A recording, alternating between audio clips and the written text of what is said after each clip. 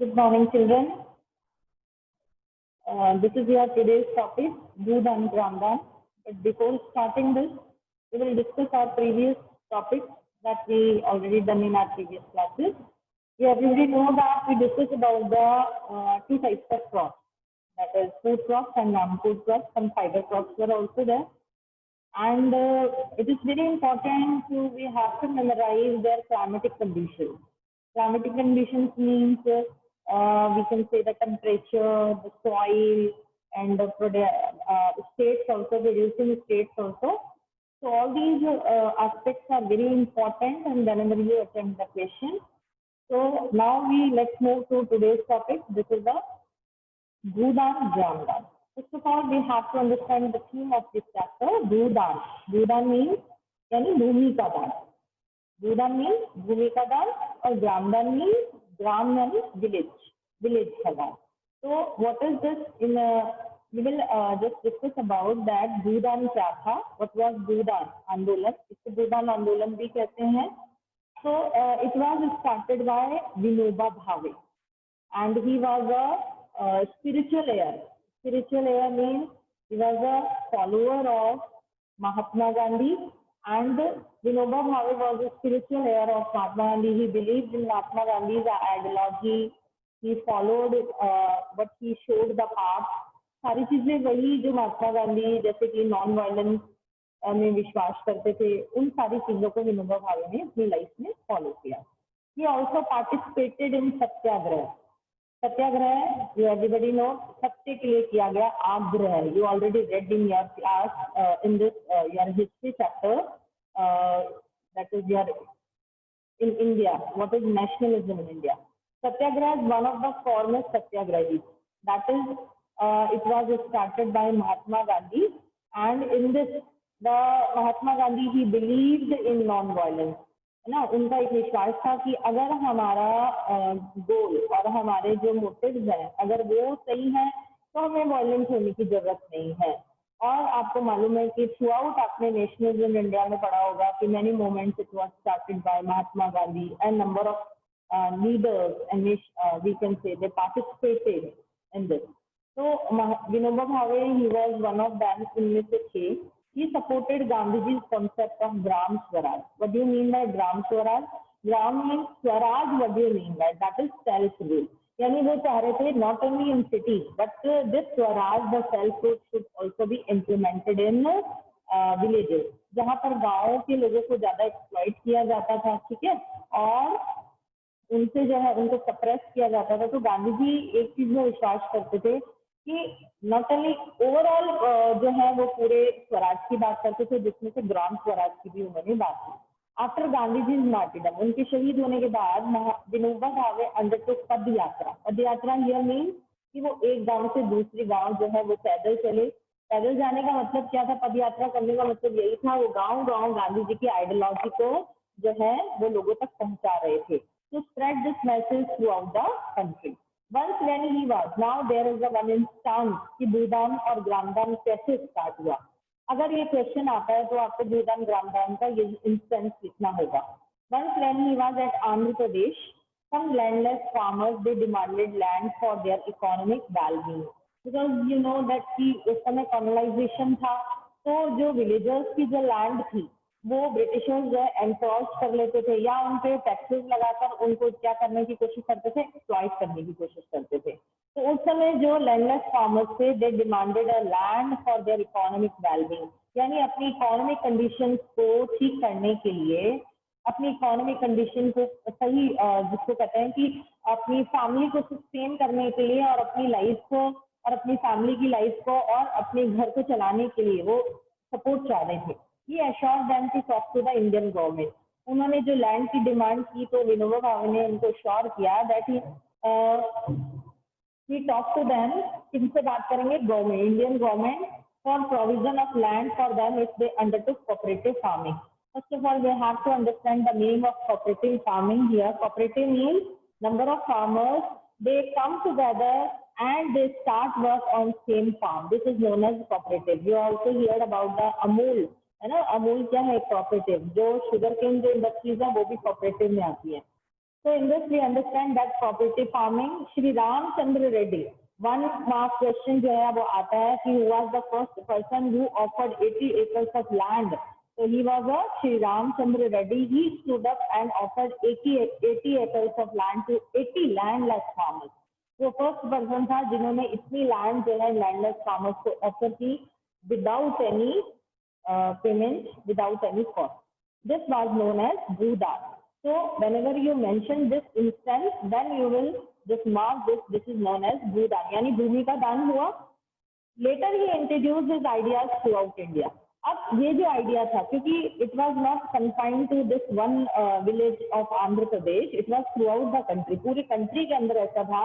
तो अब ये एक नया जो आइडिया था विनोबा भावे ने पूरी कंट्री के अंदर पद यात्रा के थ्रू स्प्रेड किया.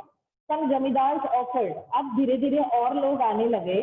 सम zamindars they also offered to distribute villages among the landless. और जो विलेजेस जो दिए, अभी हमने लैंड की बात की थी, अब हम विलेजेस की बात कर रहे हैं. जहां पर विलेजेस का दान हुआ, पूरे पूरे गांव की लैंड जो है वो दे दी. It was known as gram दान. However, many landowners they choose to provide some part of their land to the poor farmers due to the fear of land ceiling act. However, many landowners, लेकिन उनमें से कुछ ऐसे भी थे जिन्होंने some part of पूरे की पूरी लैंड ना देके कुछ लैंड को ही उन्होंने ऑफर किया. Why? What was the reason? Because of the land ceiling act. Land ceiling act क्या था, जिसमें गवर्नमेंट जो है उस लैंड को अपने कंट्रोल में ले लेती है. तो ऐसी सिचुएशन के अंदर उनको लगा कि सारी लैंड पुअर फार्मर्स को देने से बेटर है कि कुछ पार्ट दिया जाए और कुछ पार्ट खुद के पास रखा जाए. This Bhoodan and Gramdan movement, it was initiated by Vinoba Bhave, is also known as bloodless revolution. Question bloodless revolution के नाम से भी आता है. And one more thing, who was the person it was initiated? Vinoba Bhave. Gramdan क्या है, भूदान क्या है. ठीक है, इसमें इतना ही क्वेश्चन प्रिपेयर होता है. नेक्स्ट हम टॉपिक डिस्कस करते हैं आपका contribution of agriculture to the national economy, employment and output. This is very important. First of all we have to understand कि कंट्रीब्यूशन कितना किया है agriculture. As we everybody know that half of the population it is engaged in agriculture sector, but in spite of this the GDP contribution of agriculture sector is very low. What is the reason behind it? There are a number of reasons that we will discuss. Agriculture has been the backbone of Indian economy, we everybody know, क्योंकि 2/3 जो हमारी half of the population जो है वो agriculture में indulge है.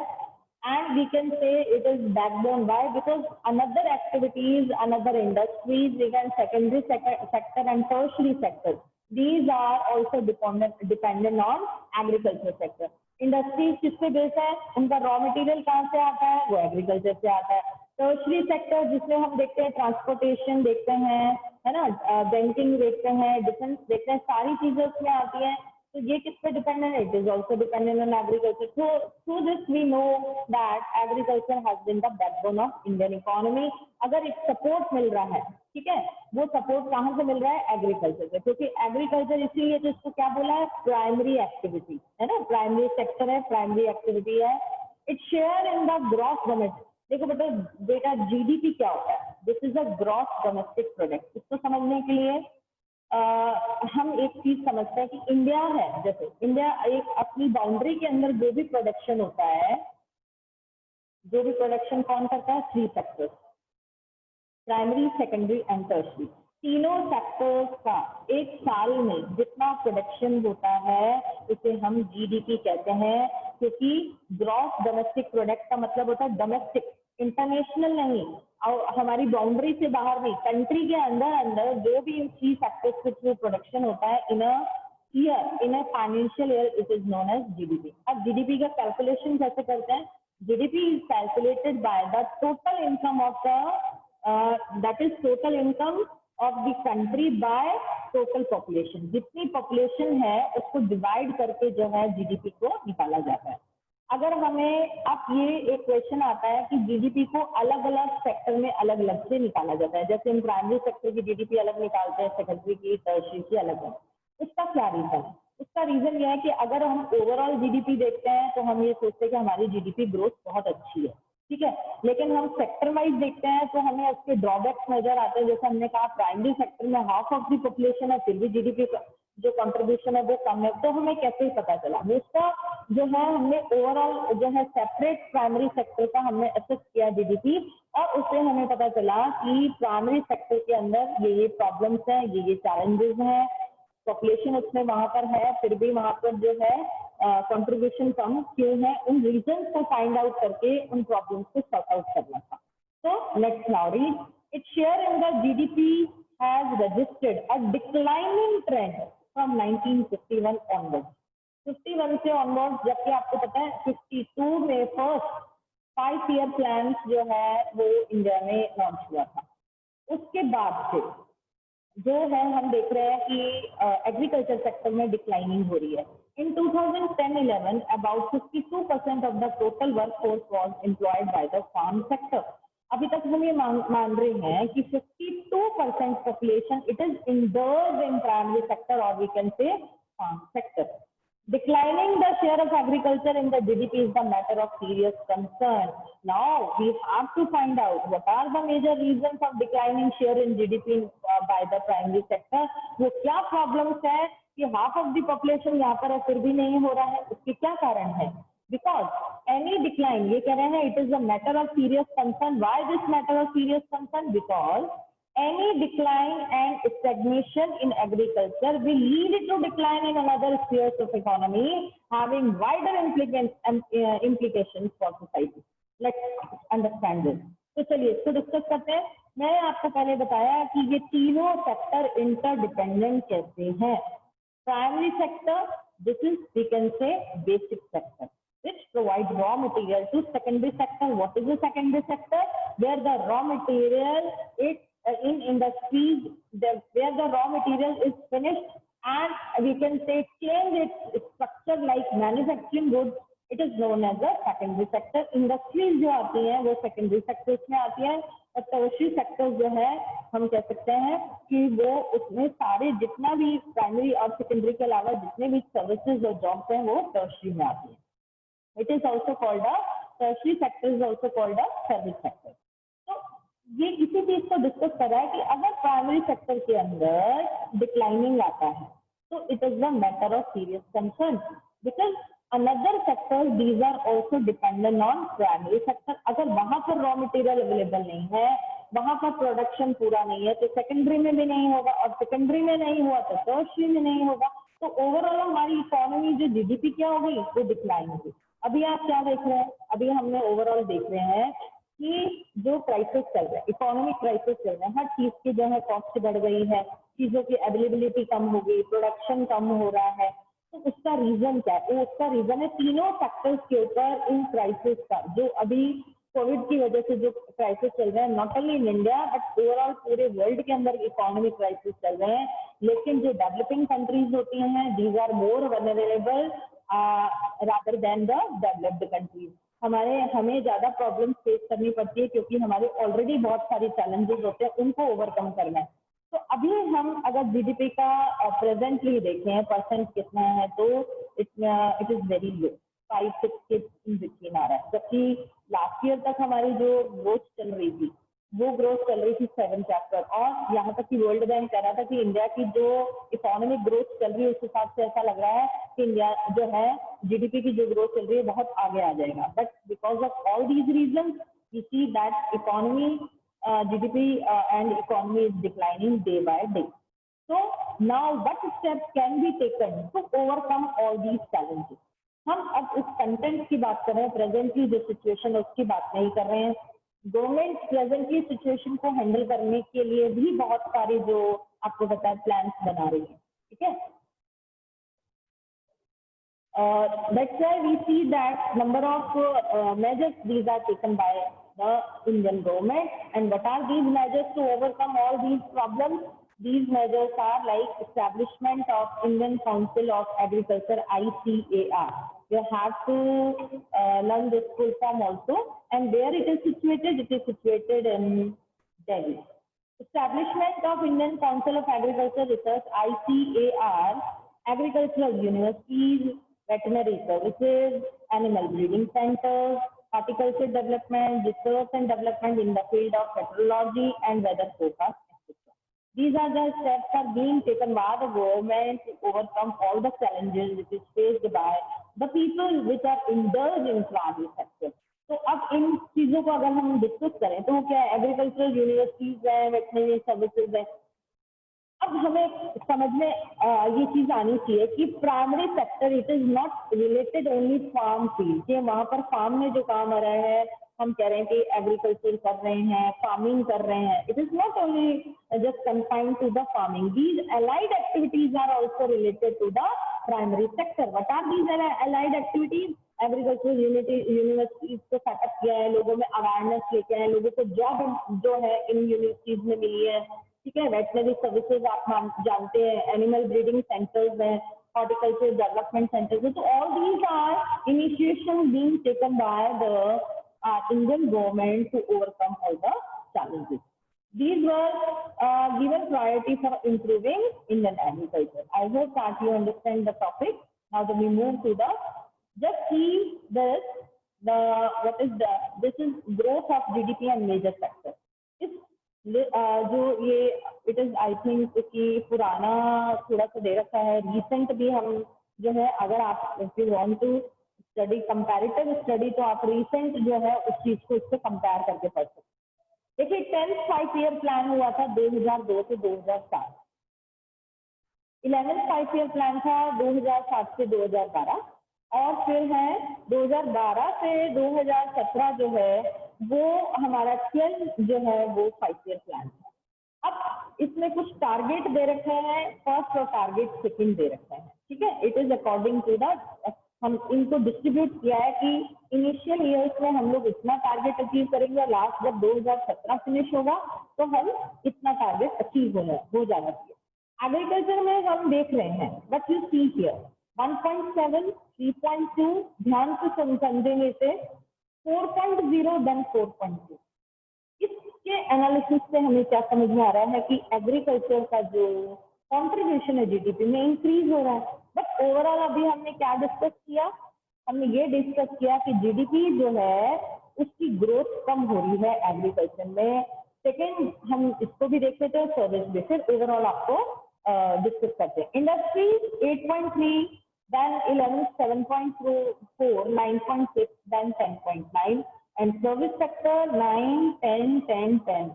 Overall अगर हम देखें that we see that 7 point overall. What is this? First of all, कि agriculture sector का GDP देखा, secondary का देखा, tertiary का देखा। Overall 7.2 था 2002-7 में, फिर 8.2, then 9, 9.5. Okay. Now you can कि अभी जो चल रहा है GDP वो कितना कम हो गया है, that is I think 5 or 6, in between 5 or 6. Now let's start the analysis of this. 1.7, it's increasing to 3.2, then 4, then 4.2. But in spite of that, we discussed that the contribution of agriculture in GDP is reducing day by day. Here you see that 4.2, what is this? Agriculture, it is divided in some activities. It is directly that is related to the farm agriculture and allied activities. We see कि government क्या कर रही है, government जो है वो subsidy देती है। आपको मालूम है गवर्नमेंट क्या करती है, अप्लायंसेस जो फार्मिंग अप्लायंसेस होते हैं उनको सब्सिडी देने का मतलब क्या होता है। सबसे पहले हम सब्सिडी को समझेंगे। गवर्नमेंट अपनी तरफ से उस कॉस्ट को क्या करती है, कॉस्ट का जो कहा जाए इसकी जो बर्डन है, मान लीजिए कोई चीज 50 रुपए की है तो वो जो किसान जो होगा, जो फार्मर होगा, उससे इसको 50 रुपीज नहीं पड़ेंगे, उसको 30 होंगे, 20 क्या करेगी गवर्नमेंट अपनी तरफ से मिलाकर उसको देगी, ठीक है। वो हो गया सब्सिडी। अब वो जो 20 रुपीज का बर्डन है वो गवर्नमेंट के ऊपर आ रहा है, ठीक है। वो सब्सिडी जब गवर्नमेंट देती है उसका रीजन क्या है, सब्सिडी जो है एग्रीकल्चर अप्लायंसेस पे जब गवर्नमेंट देती है उसका मतलब होता है प्रोडक्शन को बढ़ाना। तो गवर्नमेंट का प्रोडक्शन तो बढ़ रहा है, लेकिन ओवरऑल अगर हम देखें कि जो फार्म के अंदर जो अप्लायंसेस वगैरह हैं जिनके गवर्नमेंट है, तो उनका जो कंट्रीब्यूशन जितना होना चाहिए है ना, जितना प्रोडक्शन होना चाहिए वो कम है जीडीपी में, उसकी जो कंट्रीब्यूशन है वो कम है। तो और हम इसकी बात करते हैं, जैसे इसको और तरीके से समझ सकते हैं कि यूँ कहा जाए कि जो फार्मिंग जितना कंट्रीब्यूशन है, देखो एक्टिविटी को मैंने कैसे डिवाइड किया है, एक्टिविटी को किया है अलाइड एक्टिविटीज और मेजर एक्टिविटीज। मेजर एक्टिविटीज वो होते हैं जो सीधे फार्म से ग्रो करते हैं क्रॉप्स का, ठीक है। जो क्रॉप्स का ग्रोअर आपको मालूम है ज्यादातर लोग कहाँ पर लगे हुए होते हैं, इसी फार्मिंग एक्टिविटीज में, बिकॉज ऑफ कि उनके पास लैंड है तो घर में जितने भी लोग होंगे वो सबके सब क्या होंगे, उसी काम में लग जाते हैं।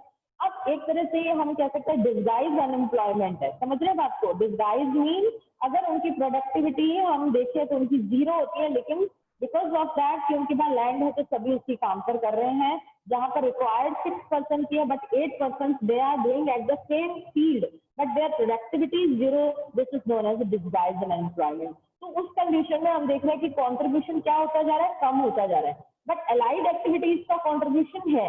तो हमने इनको सेपरेट चीजों को हमें समझना होगा कि जहां पर फार्मर्स की लोगों की जो यूँ कहा जाए रिक्वायरमेंट है, बेसिक नीड्स है, वो पूरी नहीं हो रही है क्योंकि उनके पास इतनी अर्निंग नहीं हो रही है। तो उस सिचुएशन में गवर्नमेंट ने ये स्टेप्स लिए जो हमने अभी डिस्कस किए कि ओवरऑल जो है इनको किस तरह से चैलेंजेस को ओवरकम किया जाए। I hope that you understood. अब आगे जो टॉपिक इस चीज से रिलेटेड है तो आपको और क्लियर होगा। दो GDP rate is increasing over the year, हमने देख लिया पूरा उसमें कि जीडीपी रेट तो इंक्रीज हुई है, it is not generating sufficient employment opportunities in the country. This is one more challenge. GDP increase हो गया लेकिन एम्प्लॉयमेंट क्यों नहीं हो रहा, जस्ट वी फाइंड आउट। देखिए मैंने अभी एक बात बताया, डिस्गाइज अनएम्प्लॉयमेंट। दूसरा होता है कि अप्रोप्रिएट जॉब मिलती है, यू आर वेल एजुकेटेड लेकिन आपको जो है अपनी अकॉर्डिंगली जॉब नहीं मिल रही, आप जो सैलरी चाह रहे हैं आपको वो जॉब नहीं मिल रही। तो एम्प्लॉयमेंट अपॉर्चुनिटीज क्या है, गवर्नमेंट इतनी सफिशिएंट एम्प्लॉयमेंट अपॉर्चुनिटीज क्रिएट नहीं कर पा रही। और सबसे बड़ी बात यह है कि हमने ये देखा कि number of people they have the talent and skill, है ना, लेकिन उनके पास वो जॉब नहीं है। दूसरा रीजन है वो एजुकेटेड नहीं है तो उनके पास जॉब नहीं है। तो कुल मिला के हम ये देख रहे हैं कि तीनों फैक्टर्स के अंदर, तीनों का अगर हम शेयर देखें जीडीपी में तो वो तो ग्रोथ हो रही है, लेकिन एम्प्लॉयमेंट अपॉर्चुनिटीज जैसे हमने कहा प्राइमरी में डिस्गाइज अनएम्प्लॉयमेंट मिलेगा, यानी जो 2 लोग एक्स्ट्रा है उनके लिए कोई जॉब नहीं है वहां पर, ठीक है। नेक्स्ट चीज हमने देखा कि सिटीज के अंदर भी ज्यादातर लोग क्या जॉब कर रहे हैं कि या तो पढ़े लिखे ज्यादा एजुकेटेड है तो उनके अकॉर्डिंग उनको जॉब नहीं मिलेगी, हम कहते हैं यूथ एम्प्लॉयमेंट है वहां पर। तीसरी चीज आप रिक्शा पुलर्स को देखेंगे, वेंडर्स को देखेंगे, तो आप मुझे ये बताइए कि उनके लिए क्या प्रॉपर जॉब है, क्या वो कंट्रीब्यूट कर पा रहे हैं, क्या इकोनॉमिक कंडीशन उनकी ठीक हो रही है। There are so many other reasons that's why the government is not providing proper opportunities of employment equally to all the person. Equally यहाँ पर मैंने इसलिए बात की क्योंकि because of any reason how reason what is the reason behind कि वो educated नहीं है या उसके पास और रीजन है, अवेयरनेस नहीं है, वहां तक उसको जॉब का पता नहीं चला है, तो because of all these reason growth in agriculture it is decelerating, यानी धीरे धीरे जो एग्रीकल्चर की ग्रोथ है वो कम होती जा रही है। हमने रीजन को हमने डिस्कस किया। Indian farmers are facing a big challenge, और क्या चैलेंज इंडियन फार्मर्स कर रहे हैं, that is from international competition and our government is going ahead with the reduction in the public investment in agriculture sector। देखो ये और एक बहुत बड़ा चैलेंज है इंटरनेशनल कंपटीशन। देखो हमारे जो इंडियन फार्मर्स उनके साथ क्या प्रॉब्लम आ रही है कि हमारे यहाँ पर जो टेक्निक यूज है, हमने क्या पढ़ा था, इंस्टीट्यूशनल और टेक्नोलॉजी को पढ़ा था। We are still using the old technology, है ना, अभी तक उसी टेक्नोलॉजी का यूज कर रहे हैं। तो हम पुराने पैटर्न से हमारी फार्मिंग हो रही है, पुराने पैटर्न से मैन्युफैक्चरिंग हो रही है। तो इंटरनेशनल कंपटीशन में हम उनको कम्पीट नहीं कर पा रहे। That's why this is a big challenge for farmers कि internationally there are number of companies are there in India, है ना, जो फॉरेन जो इन्वेस्टमेंट होता है इंडिया के अंदर, जो फॉरेन इन्वेस्टमेंट हो रहा है या हम जो जाके इन्वेस्ट कर रहे हैं, but we can not compete क्योंकि उनके पास क्या है, उनके पास टेक्नोलॉजी एडवांस है, उनके पास मटेरियल एडवांस है। तो more of the people they just incline to purchase all the these foreign goods. हम उन चीजों को ज्यादा प्रेफर करते हैं। यहाँ पर भी आप देख लीजिए कोई भी कंपनीज होंगी, जितने भी कंपनीज हैं हमारी कपड़ों की, शूज की, these are we can say that foreign companies. And one more, another challenge is government is going ahead with reduction in public investment in agriculture sector. Public investment in agriculture sector means reduction in the public investment in agriculture sector की government जो है जितनी subsidy पहले दे रही थी, public sector क्या हो गया, पब्लिक सेक्टर हो गया जहां पर लोग है ना, the group of people, this is known as public sector. जहां पर लोग इन सेक्टर्स में जो काम करते हैं उन्हें पब्लिक सेक्टर कहते हैं। पब्लिक इन्वेस्टमेंट यानी गवर्नमेंट अब किसानों को क्या कर रही है, सब्सिडी कम दे रही है ना। अब सब्सिडी कम देगी तो उससे क्या होगा कि कॉस्ट ऑफ प्रोडक्शन बढ़ जाएगा, है ना, increase in the cost of production. तो ऐसी कंडीशन के अंदर ये एक और चैलेंज है जो कि हमारे इंडियन फार्मर्स फेस कर रहे हैं। Let's see, subsidy on fertilizer will decrease. I told you कि जहां पर गवर्नमेंट सब्सिडी देती है वहां पर प्रोडक्शन क्या होता है, बढ़ जाता है। चीजों को प्लीज क्लियरली समझे, जहां गवर्नमेंट सब्सिडी ले देती है फार्मर्स को फर्टिलाइजर्स पर, इम्प्लीमेंट्स पर, तो बर्डन किसके आता है, गवर्नमेंट के ऊपर आता है, किसानों पर नहीं आता। उनको सिर्फ क्या करना होता है, प्रोडक्शन बढ़ाना होता है।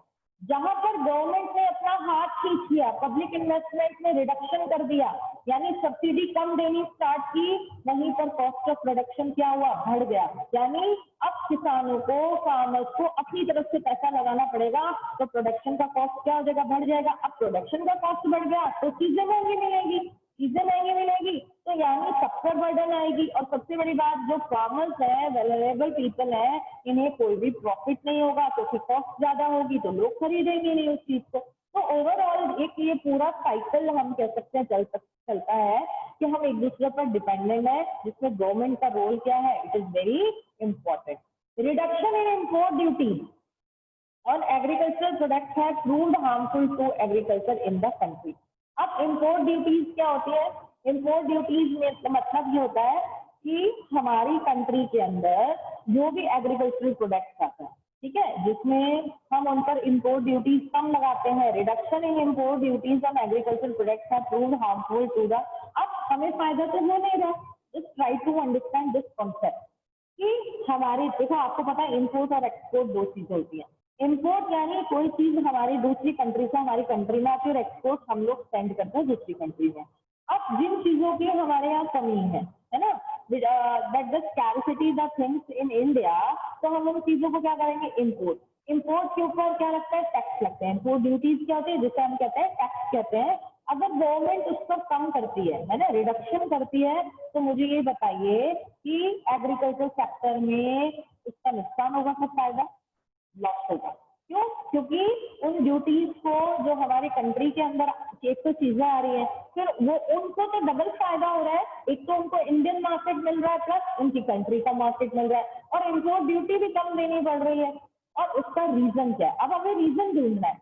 व्हाट इज द रीजन कि गवर्नमेंट इम्पोर्ट ड्यूटी कम कर रही है? उसका रीजन ये है कि गवर्नमेंट ज्यादा से ज्यादा ग्लोबली कनेक्ट होना चाहती है दूसरी कंट्रीज के साथ, और इंडिया के अंदर जो है ज्यादा से ज्यादा गवर्नमेंट फॉरेन कंट्रीज का इन्वेस्टमेंट चाहती है। फॉरेन कंट्रीज के इन्वेस्टमेंट से क्या होगा, फॉरेन करेंसी आएगी। जितनी ज्यादा फॉरेन करेंसी होती है वो कंट्री क्या होती है, उतनी ज्यादा डेवलप्ड जो है डेवलपिंग, और ज्यादा डेवलपिंग से डेवलप्ड होती जाती है। प्लस अगर इस तरह की, जैसे अभी हम लोग क्राइसिस फेस कर रहे हैं, अगर हमारे पास फॉरेन करेंसी होती है ज्यादा, तो इन क्राइसिस को भी हम इजीली जो है रिजॉल्व कर पाते हैं। Farmers are withdrawing their investment from agriculture, causing a downfall in the employment in agriculture. These are the challenges that we see, we discuss. That's why the farmers, because government subsidy कम दे रही है, support नहीं कर रही है, तो जो farmers है वो भी agriculture sector से अलग होते जा रहे हैं, withdraw करते जा रहे हैं, causing a downfall in the employment in agriculture. क्योंकि employment नहीं है, that's why the government we can say the government has to take some steps or create some jobs in villages as well as in urban cities. कि government को employment creation कैसे करना चाहिए। जैसे हम एग्जाम्पल से समझ सकते हैं कि गांव में अगर कोई डैम बनना है, तो उन डैम में हम किसको जॉब मिलेगी, उन वर्कर्स को जो सिटी में रह रहे हैं, या गांव के अंदर जो हमने देखा डिस्गाइज्ड अनएम्प्लॉयमेंट है, जिनके पास पूरा 1 साल तक जॉब नहीं होती, तो उनको जॉब प्रोवाइड कर सकते हैं। ये कुछ तरीके हैं जिससे कि हम जो है अपने किसान जो है, फार्मर्स हैं, उनको इन सब चीजों से, चैलेंजेस से थोड़ा सा बचा सकते हैं। अब आपने कुछ टाइम पहले देखा होगा कि सुसाइड केसेस बढ़ गए थे, क्योंकि वो गवर्नमेंट से क्या चाह रहे थे, गवर्नमेंट से चाह रहे थे कि हमारे जो टैक्सेस हैं, हमारे जो हमने लोन ले रखे हैं, वो हमें पूरी तरह से माफ कर दें। तो कहने का मतलब है कि ये टॉपिक और भी हम लोग इसको डिस्कस कर सकते हैं, but what is the gist of this कि एग्रीकल्चर फैक्टर जो है वो क्या है, जीडीपी कंट्रीब्यूशन क्या है, प्लस चैलेंजेस क्या है। Now the next is food security. Food security, what do you mean by this? अब मुझे first of all you tell me कि जितना हमने आज टॉपिक डिस्कस किया वो सबको समझ आया, और अगर कोई क्वेश्चन है तो हैंड रेज कर सकते हैं। Is there any question?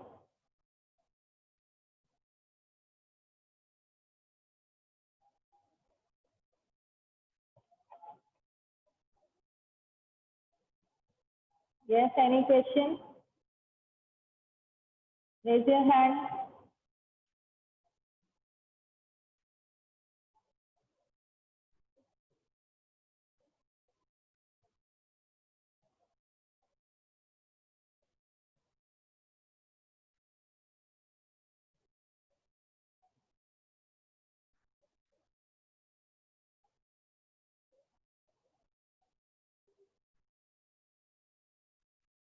Monish, any question?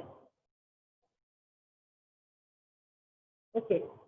So we move to the next topic. This is food security. As you, I know that you already read in your class 9. Food security means क्या है? What do you mean by this? Affordability, आपको ध्यान होगा कि availability of food means सभी लोगों को food की अवेलेबिलिटी होनी चाहिए, अफोर्डेबिलिटी भी होनी चाहिए, प्लस उसकी न्यूट्रिशन वैल्यू भी होनी चाहिए। This is known as the food security. Government इस फूड सिक्योरिटी को इंश्योर करने के लिए क्या करती है, वो ये आपका टॉपिक है। What is food security system? In order to ensure availability of food to all sections of society, our government actually designed a national food security system. And what is this national food security system? This is as PDS system, public distribution system. In this we know कि government क्या करती है।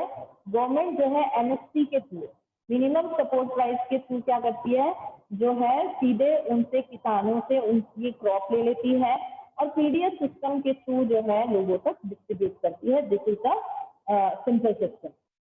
It consist of 2 components.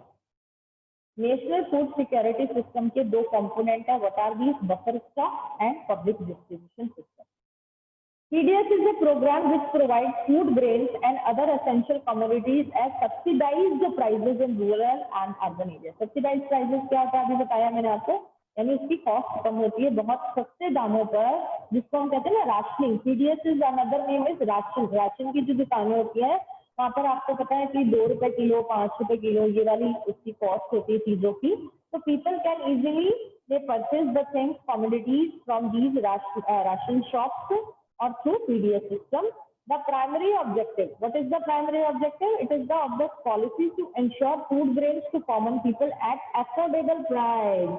यानी इतने price उसकी इतनी लो होनी चाहिए कि सब पीपल, सेक्शन ऑफ पीपल जो है उसको अफोर्ड कर सके, उन्हें क्या कर सके, परचेज कर सके। The policy focuses on growth in agricultural production. Now, next step is here, agriculture का प्रोडक्शन होगा तभी तो बफर स्टॉक में आएगा, और बफर स्टॉक में आएगा तभी तो पीडीएस सिस्टम के थ्रू डिस्ट्रीब्यूट होगा। And on fixing the support price for procurement of wheat rice to maintain the stock. Let's discuss this. देखो, I told you कि एमएसपी क्या होती है, मिनिमम सपोर्ट प्राइस। इसका तरीका क्या होता है, गवर्नमेंट पहले से ही फार्मर्स के साथ एक एग्रीमेंट कर लेती है। उस एग्रीमेंट के थ्रू ये होता है कि गवर्नमेंट जो है उस एग्रीमेंट के थ्रू ये कर देती है कि भाई हम आपको इस क्रॉप का इतना प्राइस देंगे, आप ये क्रॉप हम ही देंगे। वो फार्मर्स को एक फायदा हो जाता है कि कम से कम उसको ये क्लियर हो जाता है कि इस क्रॉप का हमें इतना पैसा मिलेगा। गवर्नमेंट डायरेक्टली उन फार्मर्स से परचेज करती है और उसको परचेज करके स्टॉक करती है।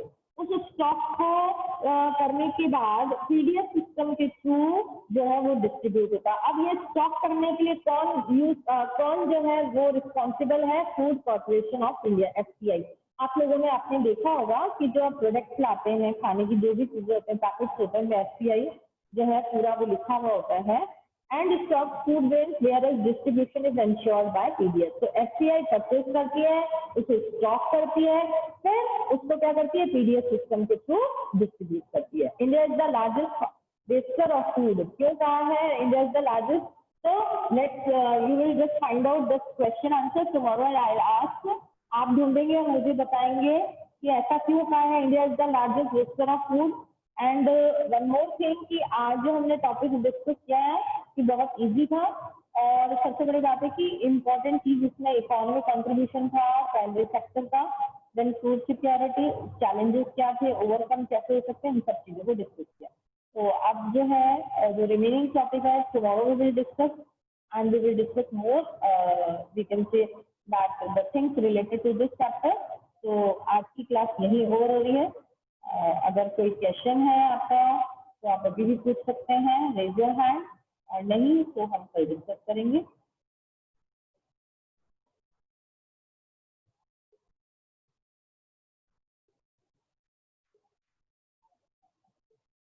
यस कपिल, 1 मिनट है, जल्दी पूछें. मेरा ये डाउट था, स्टैग्नेशन मतलब क्या होता है? स्टेगनेशन कोई भी चीज रुक जाती है, पानी रुकता है ना, स्टेगनेंट हो जाता है, उसको कहते हैं स्टेगनेशन. स्मेल आने लगती है उस वाटर में, उसे कहते हैं. अच्छा. यस अपेक्षा. Good morning ma'am. Good morning. आप फास्ट प्लीज. मैम ये सब्सिडी एक बार आप फिर से बताएंगे? 1 मिनट, अब 4 हो गया. Tomorrow definitely I tell you.